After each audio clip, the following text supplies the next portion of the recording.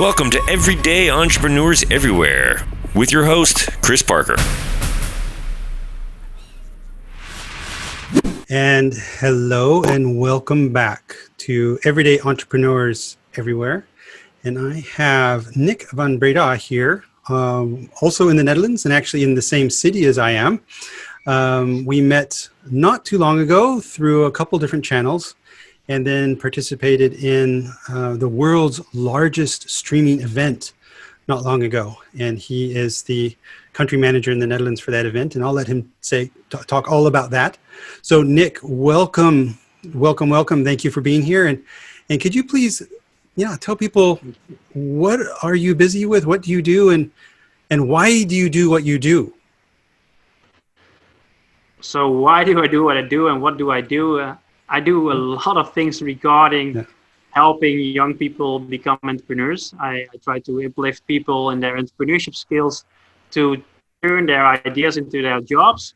And from that point, I coach them. So I normally quite busy in coaching people through entrepreneurship courses, as I might say, but these entrepreneurship courses are in unconventional formats. So unconventional events, as I call it, I organize these hackathons, designathons, creatons, you can name it, events where you create stuff, solutions for problems, or festivals, more innovation related or startup related festivals, where I can give a lot of people a stage. And that's what I did this year. I was actually planning a huge event for youth under the age of 21. So secondary school students and beginning university students. I was planning that to be happening at the 5th of June. It's called a Young Impact Day. It would be the first national day for youth to make impact. I was working towards that for almost 2 years. And thanks to COVID, that the whole party blew off. So we had to cancel it. And it was part of the school program. It was part of their subject burgerschap in the Netherlands. It's about the role in society that you will have in the future. It's now a subject in schools. It was all towards giving students and young people some experiences of helping someone else. Yeah, and I think burgerschap is citizenship, I think. Yeah, you can call it citizenship, I think. Yeah. So that subject is now a big topic in secondary schools, which gives me a lot of space to use that as a creative space to impact students with. So they are not predefined courses. So it's not like a fixed curriculum that we normally see in the whole education industry, primary and secondary schools, most of all.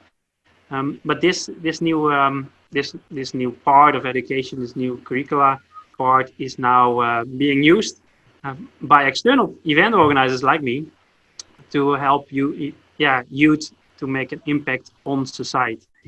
So, for example, on sustainable development goals.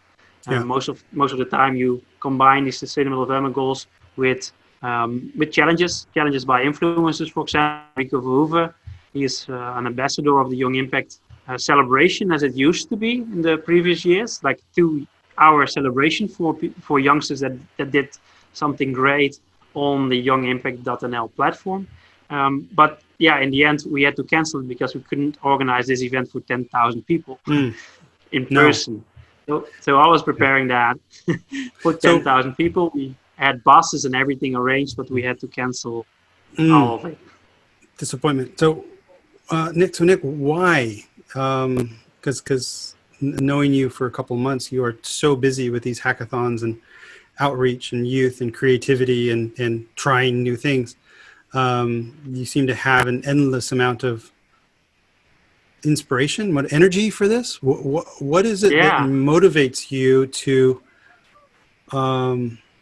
just keep going with these things? Because it's not obviously it's fun for you, but I feel there's something deeper going on here.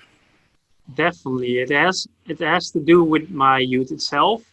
I was quite depressed. I was quite lonely when I was young. I was bullied as well in my first years of secondary school. And that bullying turned into me hiding myself behind the computer for most of my time in my youth. So I was playing video games for over 8 hours a day.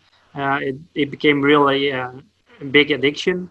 When I was like 13, 14-year-old until I was 18, I was like super addicted to one specific video game called RuneScape.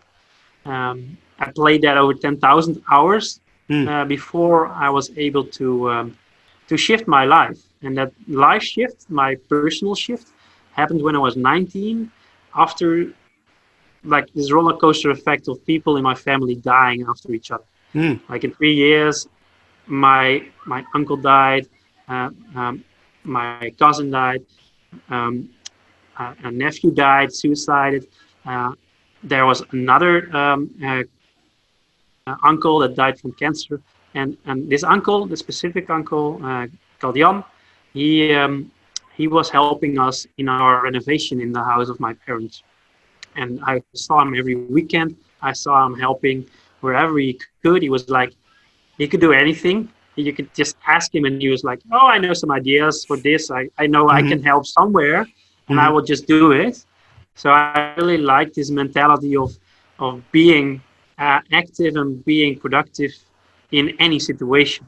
So he was like an inspirational person for me. I was sounds a bit of a hacker. It sounds like a. He looked like a hacker, but mostly in physical and technical stuff. And I was really not technical at all. I had a lot of fun with technology and gadgets, but I had two left hands, so I couldn't do what he was doing.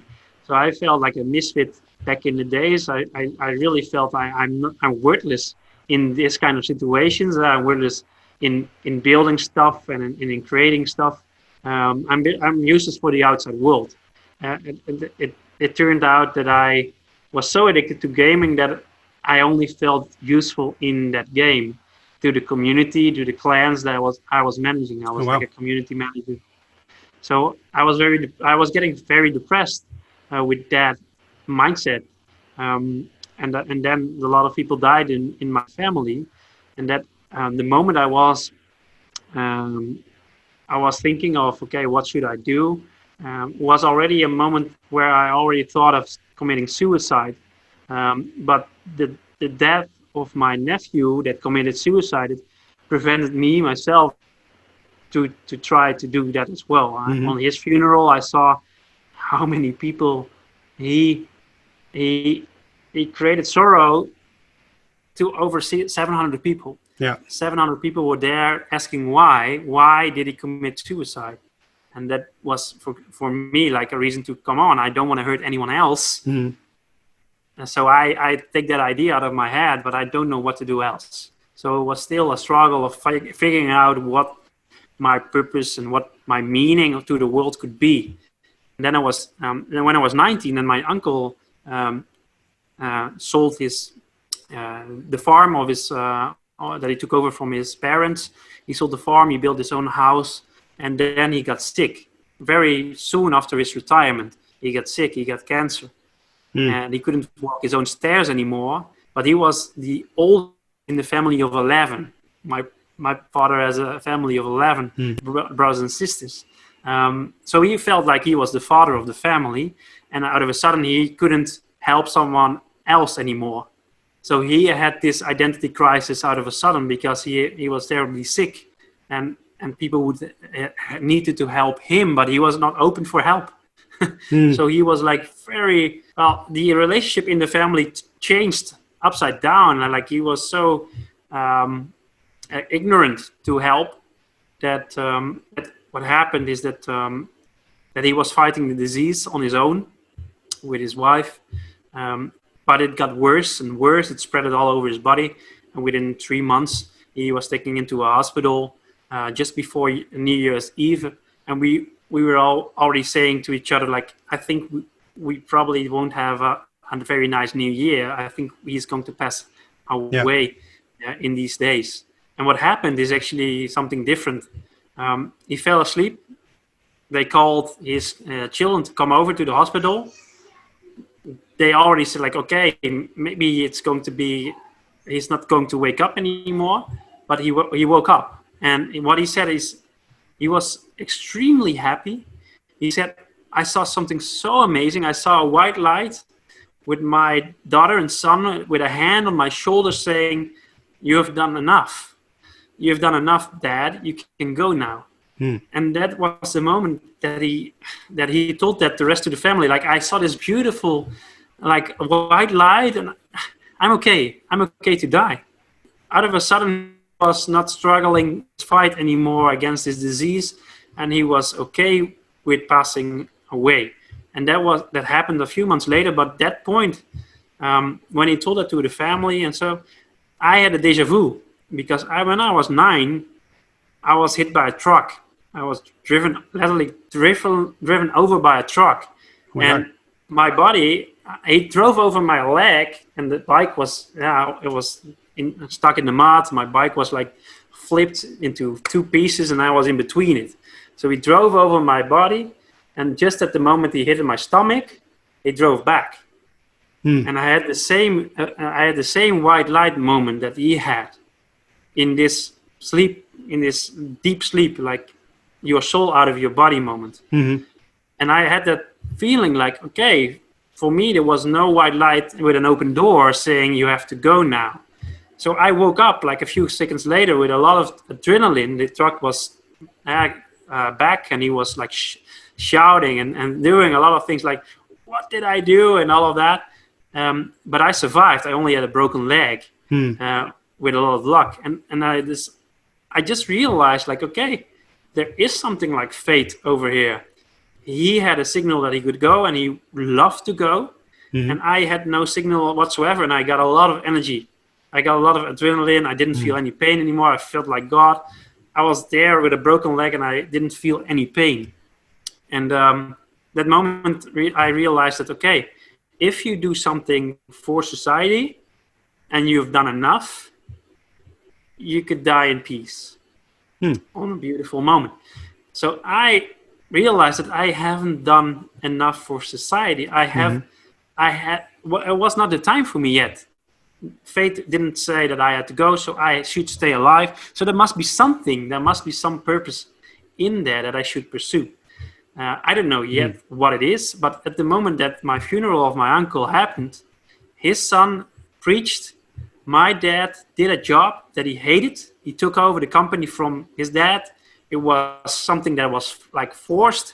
He lived with the idea to become an inventor for over 50 years.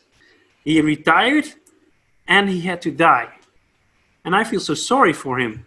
And I felt exactly the same as my nephew said. Like, he was doing a job that he didn't enjoy for his whole life, retired, and then died. How many other people have the same situation? So I started realizing, okay, this is something I never want to see happen anymore. And I put my hand on his coffin, and I said, the dream of becoming an inventor, I'm going to realize for you. So that was my turning point. At that moment, I quit gaming already from that effect of the light, like that white light. I quit in January, like the 1st of January. And then I knew what my purpose was out of a sudden.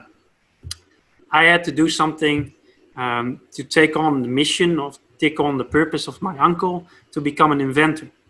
And that was already a goal that I could do anything with. So I started doing challenges online. I started organizing events to host challenges for others, for the community. And I started to organize hackathons. And sooner or later, with my final internship at the Jaarbeurs, I organized Campus Party as my final internship. Oh, wow. Okay. And Campus Party was such a big event, physically, with 10,000 people in the Jaarbeurs in Utrecht, that I turned that out into a job. So my final internship turned my hackathon organizing into a job. So out of a sudden, people were asking me, Nick, please, can you organize it for our organization, or can you organize it for our school, or can I organize? And that turned into a job. So I created my own job. That's my invention. My invention now is that I turned that into a recipe. Like, okay, you could do whatever you want, but I can make sure that you can turn your ideas into your job. So I'm speaking a lot on stages about the future of work and technology and all that, because that fascinates me all the time. it's still something in me, and my game addiction is still something that it's part of me. But the game addiction is now a serious game addiction. So it always has a positive effect on my surrounding. So it's not just for myself, because I realized I'm doing a lot of fun stuff in my game addiction. It actually doesn't boost my self-esteem. It doesn't boost my skills, because I'm not practicing and I'm not putting that into a place, into an impactful environment. So I decided that I had to do something that gives me excitement, like my uncle never had, and do something for society, like my uncle always did. That's the purpose of having a beautiful life, these two things. And that's what I want to train. And that's what I started training in these hackathons, designing a design thinking methodology around hackathons that we now use. Wow. Incredible story. Incredible story, and incredible that you are able to share it like this. So thank you so much. If we loop back and try to help people understand what is this formula for these hackathons and these creativity events, and who are the customers? Meaning, because I guess there's some sort of sponsor or organizing customer as well as the participant customer. So who is this for? Who are the perfect sponsors or organizers and perfect participants, and what is it you create with those people? So the goal is, for myself, is to train youth in turning their ideas into their job. By getting ideas, having an idea yourself doesn't mean it also is impacting others. So I try to find the match between a company problem, a school problem, ministry problem, or a municipality problem. And municipality and ministry problems are very related to sustainable development goals. Company problems are related to other stuff like recruitment, marketing, branding problems, learning and development problems like onboarding, training programs, or R&D. So research and development, product and service innovation. So the companies are always sponsoring one of the events from these different parts in their organization. A municipality is sponsoring for their governance. So they say, we want to have a strategy for the teacher shortage, for example. We want to have a strategy for loneliness. We want to have a solution like products for behavioral problems in primary schools, for example. Yeah. So it's different. So funding comes from either municipalities or companies. And then there are these goals, recruitment goals, marketing goals, product development goals, learning and development goals. Every hackathon or every designathon or every event, I fully focus on learning and development as a core benefit. So you are trained into becoming an innovator. We train innovators. We are not always training to have innovations. So we train a mindset, we train a way of working, we train collaboration skills, 21st century skills, digital literacy, using technology, quick prototyping, communicating with different generations, because I always want to have a very diverse group of people that are collaborating from diverse backgrounds, ages, ethnicities, whatever, man and female. So diversity is key in the success of learning and development. But also key in the success of becoming an innovator, because then you know how to facilitate innovation with whoever you're going to work together with in the future. So these are the things that we always deliver, and then it's up to their goals, up to their targets to streamline it. And then it's also for students or participants, it can be anyone, whether you're all young or old. It's easier for me to reach students because I am not that old that I still have a lot of relationships with schools, secondary schools, like my old secondary schools, but also vocational studies and universities. I can reach out to them and ask like, okay, do you want to have a classroom participating in this hackathon? And they will say, yeah, that would be great. We are doing something for society. And that makes that I'm doing a lot with education. So I call my brand Education Hackathon. And my core is that I offer them like educational experience, and the outcomes can be anything. So I do that for healthcare, like hospitals, innovate for them. I do that for banking. I do that for insurance companies. I do that for municipalities. Now I'm organizing one for the Bridge Foundation. Bridge Foundation, like is in playing bridge or building bridges? Yeah, playing bridge. Okay. So the card game Bridge is a professional sport as well. They have World Cups and all of that, and they have a problem in aging. So their problem is the sport is aging. If we keep on moving forward like this, our average age of the sport will be 80 in 2030. Wow. That means that 80% of their current members will be dying, will be dead. Yeah. So 100,000, 114,000 members, they will be dying in the next 10 years because their average age is already 72. So they have a problem with, they have a campaign problem. They have a technology and innovation problem. And the sport itself hasn't been innovated in the last 100 years. Yeah. They have a problem reaching out to youth, students. There are different problems: image, identity, media, marketing, innovation, technology, all of these things. And now we are defining 4 key problems that we are going to have on the 28th of November, if COVID allows us to organize in person, because we want to have 100-year-old bridge players in a team with 10-year-old kids. Oh, wow. Cool. To come up with solutions. Yeah. So that's a really cool event that I'm now organizing. Outstanding. And whenever you have a link for that, then let me know. And of course we can share it around and put it in the podcast episode page. So on that one, did the Bridge Society or Foundation Federation find you to do this, or how do you grow your business? Because this is it sounds it's a completely different network. Yeah, it sounds like you need not only the organization, but the person in the buyer, the individual in the organization who the director is willing to take by some definition, non-traditional approach with some risk, and make some investment on this. But then the potential new ideas and innovation and connections could be really magnified. So what we figured out is that that the problems behind the problems that they are facing are very deep problems, like inclusivity in this sport. It's a white man club or a white female club. They have more female members, but it's just white people. So we figured out that there are a lot of different problems that are preventing the culture to emerge into a sport that is good in cities, for example, where there's a lot of diversity of people. Yeah. So the clubs itself remain the same. Due that this was never an agenda point. It was never an agenda point, so we never thought of it. So now we already figure out the problems behind the problems that they are facing are very interesting challenges to have innovations on.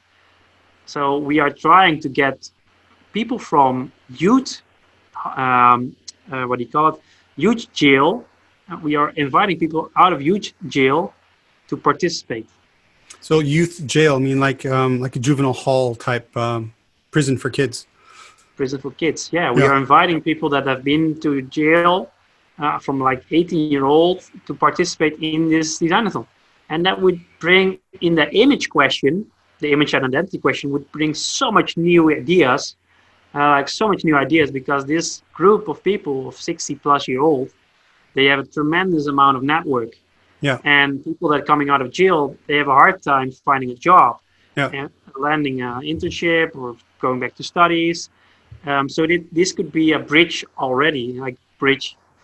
Yeah. The game would be a bridge for something like inclusivity. Oh, how poetic would that be? Great. Amazing, amazing challenges that have a very big society impact. Not just that game will be impacted, but it can have a society impact as well.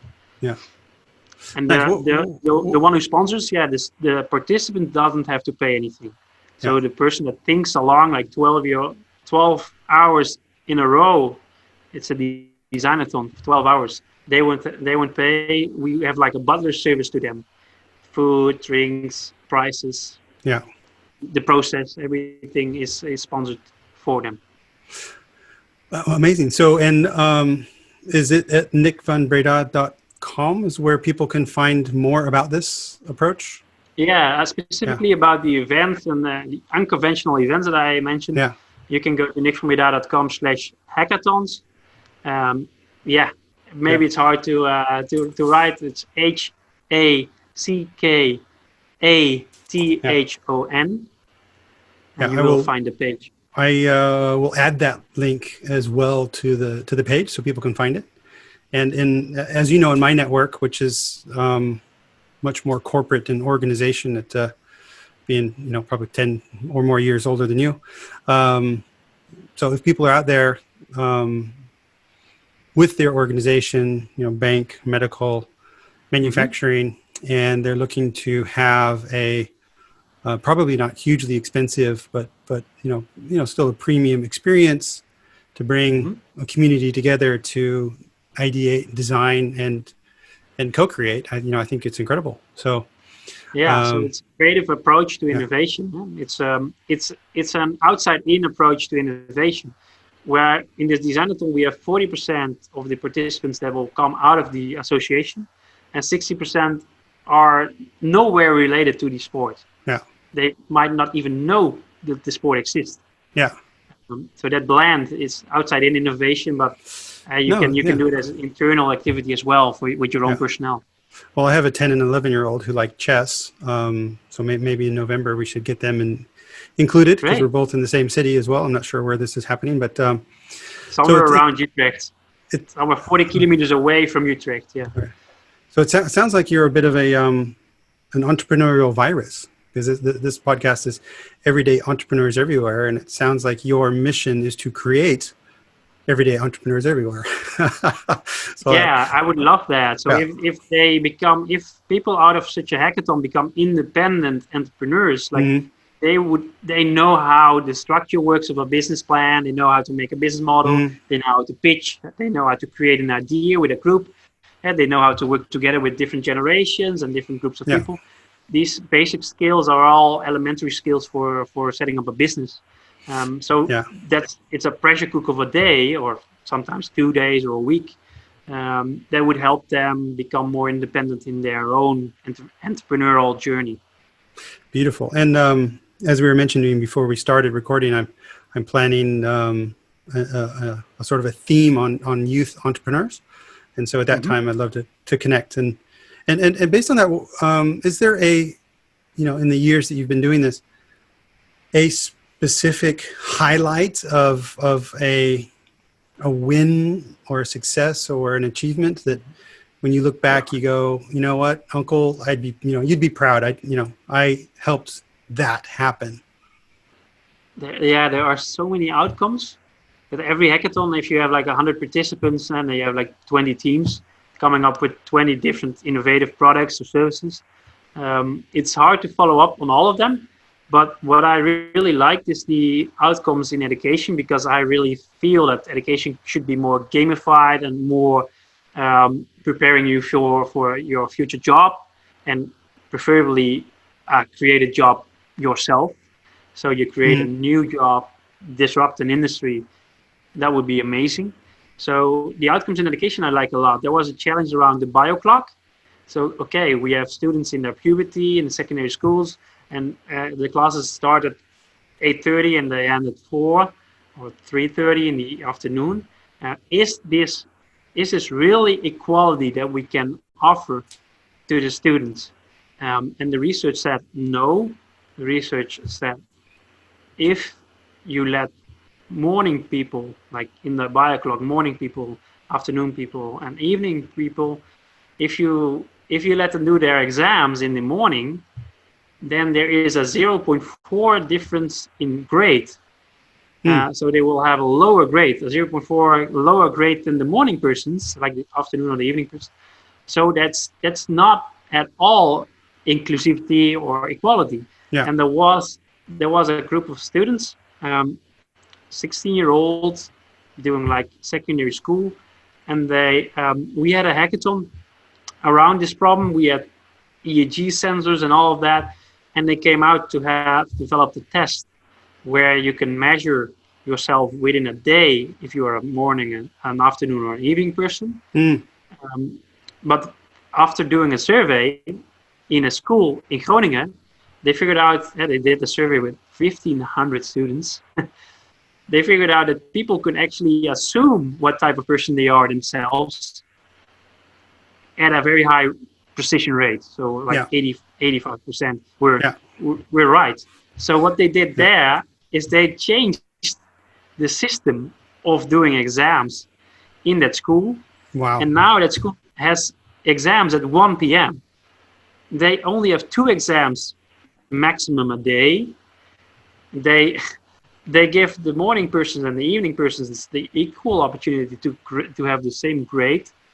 So it has turned into a system change of a whole school. Incredible. And if there's, sadly we need to wrap up, but if there's any articles or something about that in Dutch or English, then please let me know. There's a TED talk about this, actually. She gave a TED talk in Groningen about this. Yeah. So I would definitely link that up. That's one of the solutions, but there are many. Like there's 24 skills, like frameworks for secondary and primary schools that are now being implemented. There are startups like automating grading, like automating watching the exam part, reducing the amount of hours spent on administrative tasks for teachers by over 10 hours a month in checking exams. There are remote exam platforms now skyrocketing in COVID time. Yeah. These kind of things are all coming out of hackathons in education. And they were in my first education hackathons, and I'm now scaling up to change the whole education industry. So I'm very glad with that already. No, incredible, Nick. So, if you can give me the link to the TED Talk and anything else, I'll put that in the tips section of the podcast page, and the podcast page is at ebullient.com/podcast/Nick van Breda. And Nick's website is nickvanbreda.com/hackathon, and specific about what we're going on, talking about here. So Nick, thank you so much. You are, I think, not only an inventor, an innovator, but you are a creator of innovators. And I from what I hear from this very touching story, I believe your uncle, your family, and you should be proud of what you're doing. So thank you for joining. Thank you for sharing. And if there are any organizations out there that need to connect to the community to innovate and move forward and help create, innovative youth, then please reach out to Nick. So Nick, thank you so much. Yeah, it would be great to talk to a lot of people. And if with the shift in COVID, people are searching for ways to innovate in their media way, like VR and AR, I had to reinvent my event organizing way to online. So if they need any help in that, I would happily give them like a toolkit for, okay, these are the platforms out there that you can start using for organizing hybrid events, online events, to at least offer people an alternative to what they have used to organize physically. Outstanding. So cool. Nick, thank you so much. You're welcome, and love to see more of your podcast, Chris. So I'm happy to have had you also in as a part of Campus Party Digital this year. So glad to be in your show now. Thanks, Nick. Learn more at ebullient.com/podcast.